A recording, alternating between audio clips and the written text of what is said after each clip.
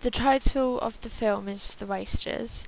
I chose this because this is a social group where they do nothing but waste their lives away every day doing the same things like drinking and partying.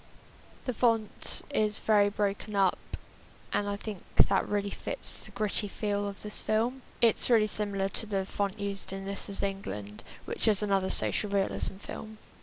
The other titles are in the same sort of font that I used for the film title, and I decided to position the titles at the bottom of the screen in either the centre, the left side, or the right side of the screen. I got this idea from the way the titles were positioned in Kes, as they were all similar to this and were out of the way of the image, so that the title didn't interrupt what was going on. I chose a small house which had quite a young feel to it for the party scene. The house wasn't too tidy and it wasn't too messy either, and it looked like a sort of lower class place to live, which you usually see in a conventional social realism film. I tried to pick out costumes which were fitting to what was going on for the opening sequence, and which were fitting to the genre of the film. For example, during the phone conversation, you see the character in her bedroom in everyday clothes, and you can see she's not particularly making an effort to look good or anything. But then you see a transformation to her clothing in the party scene where she's wearing a party dress and looks like she's actually made an effort to look nice for this party. These costumes conform to the social realism genre as they're realistic and it's not looking like the characters are wearing top designer clothes. In the party scene, various props such as wine glasses and beer bottles are being held to show that there is a party going on.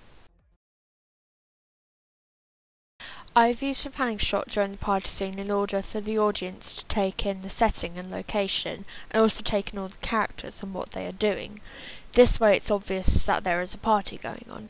I've used lots of cross dissolves to show a change in time, whether that is looking back at the past, where the characters are drinking and smoking and partying, or whether there is a leap in time to where the characters are at a party a few hours later. When the second character is walking down an alleyway, I didn't use a tripod. I just held the camera and followed her walking down the alleyway. It gave a shaking camera effect, which is quite conventional in a social realism film.